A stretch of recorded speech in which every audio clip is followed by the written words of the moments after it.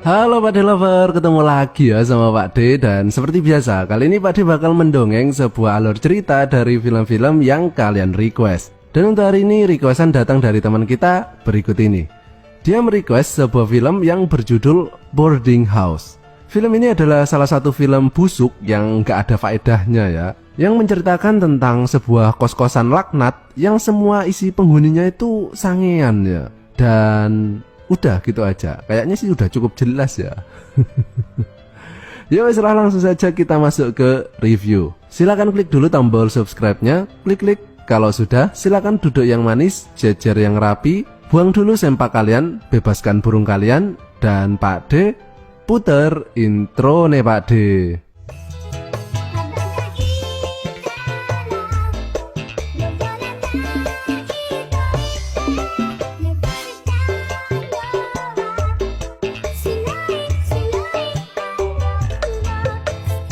この番組はご覧のスポンサーの提供でお送りします。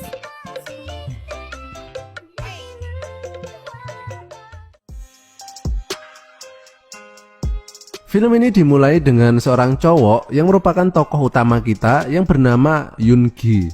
Dia ini adalah mahasiswa baru yang kini sedang mencari kos-kosan di kota ini. Dan ketika dia nyampe di kosan, dia kemudian memanggil-manggil makhluk penunggu kos tersebut. Kula nuwun, Assalamualaikum.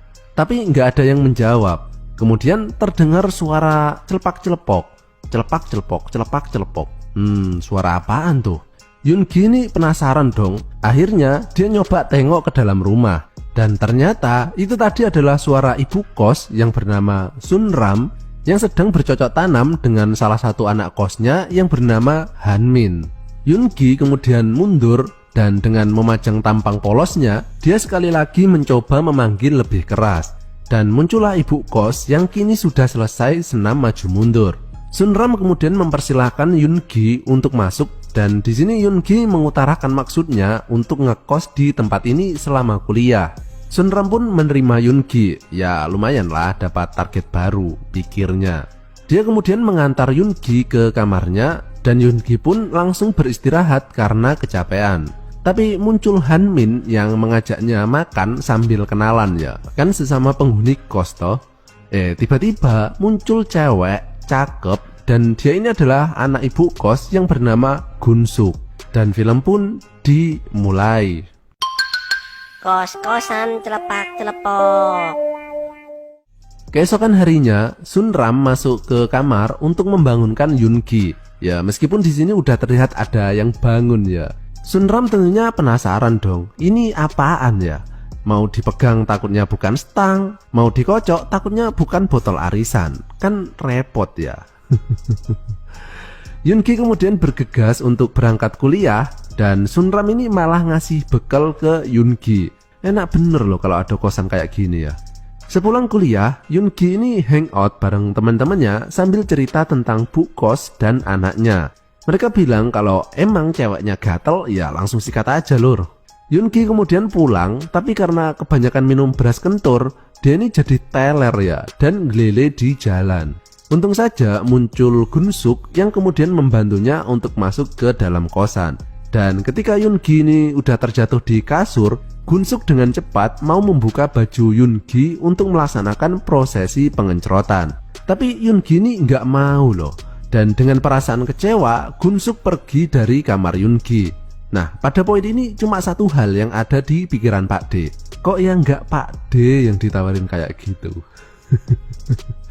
Paginya pas Yoon Gi lagi sikat gigi, dia melihat Gun Suk yang sedang cuci muka dan pakai pakaian yang seksi banget. Otomatis antena bawah langsung menangkap sinyal yang cukup kuat untuk bangun. Yoon Gi pun segera masuk ke dalam kamar untuk bersiap-siap berangkat kuliah. Tiba-tiba bu kos malah masuk kamar dan ngelihat antenanya yang lagi tegang. Karena malu, Yoon Gi segera pergi kuliah dan terlihat bu kos yang senyum-senyum melihatnya. Malamnya pas Yoon Gi sedang mencari aqua karena haus, dia nggak sengaja mendengar suara desahan sayu yang melambai-lambai di tengah heningnya malam. Penasaran, Yoon Gi kemudian mencoba mencari sumber suara tersebut, yang ternyata berasal dari bu kos yang sedang mengobok-ngobok kantong ajaibnya. Nggak tahu nyari apaan, kayaknya sih kacang. Karena nggak kuat melihat pemandangan tersebut, akhirnya Yoongi masuk ke dalam kamar dan mulai mengamplas batangnya. Keesokan harinya, pas Yoongi berangkat kuliah, tiba-tiba muncul Gunsuk yang langsung nempel, kayak cecak yo. Di sini kelihatan ya kalau Gunsuk ini ada rasa ke Yoongi. Dan Yoongi pun nggak jadi kuliah dan malah pergi kencan dengan Gunsuk yang kebetulan hari ini adalah hari ulang tahunnya.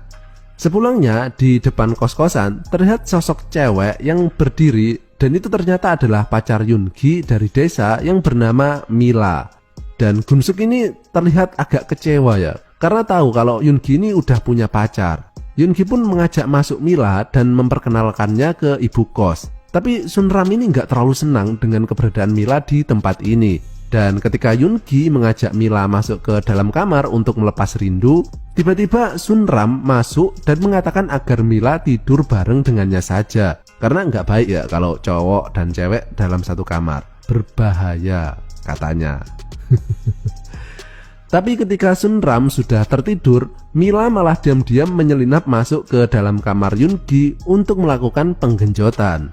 Dan hal itu diketahui oleh Gunsuk yang membuatnya semakin merasa pesimis untuk mendapatkan hati Yoongi. Keesokan harinya ketika Mila tengah mencuci muka, kemudian muncul Hanmin yang memperkenalkan diri sebagai teman Yoongi. Dan di sini ia nyantai bener ya, ngajak Mila jalan-jalan di hadapan Yoongi. Dan Yoongi ini malah diem aja loh. Oh alah, wong lanang opo kowe iki lele. Wong pacare diajak wong kok malah menengai. Akhirnya Hanmin dan Mila ini pun jalan-jalan ke kota ya, melihat ramainya orang-orang yang nggak pakai masker padahal lagi pandemi.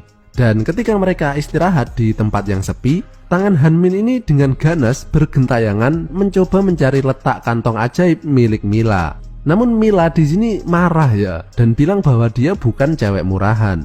Mila langsung menendang kantong menyan Hanmin dan segera pergi dari tempat tersebut.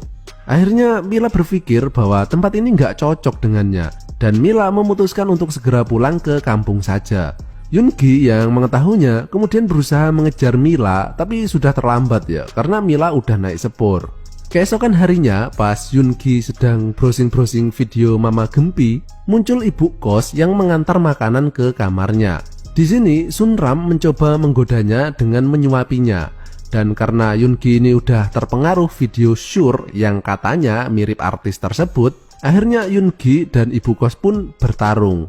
Namun akibat kejadian beberapa hari ini, mulai dari pacarnya dan lain-lain, Yoongi ini mulai berubah menjadi pribadi yang lebih kasar ya. Dia ini sering banget memaksakan kehendaknya baik kepada Sunram maupun kepada Gunsuk. Tapi kemudian dia sadar ya bahwa kos-kosan laknat ini sedikit demi sedikit telah merubah jalan ninjanya.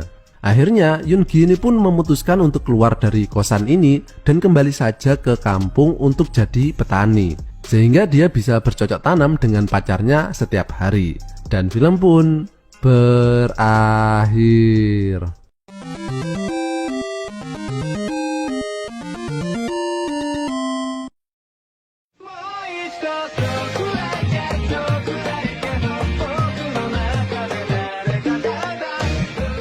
Seperti yang Pak D bilang ya bahwa film ini adalah film busuk. Jadi nggak ada pelajaran yang bisa kita petik dari film ini ya. Ya wes lah, cukup sekian. Dan jika kalian masih pengen mendengarkan suara Pak D, kalian bisa melakukannya dengan cara mengklik salah satu video yang muncul di layar kalian saat ini. Oke wes, terima kasih dan sampai jumpa di tongkrongan selanjutnya. Masih bersama Pak D. Bye bye.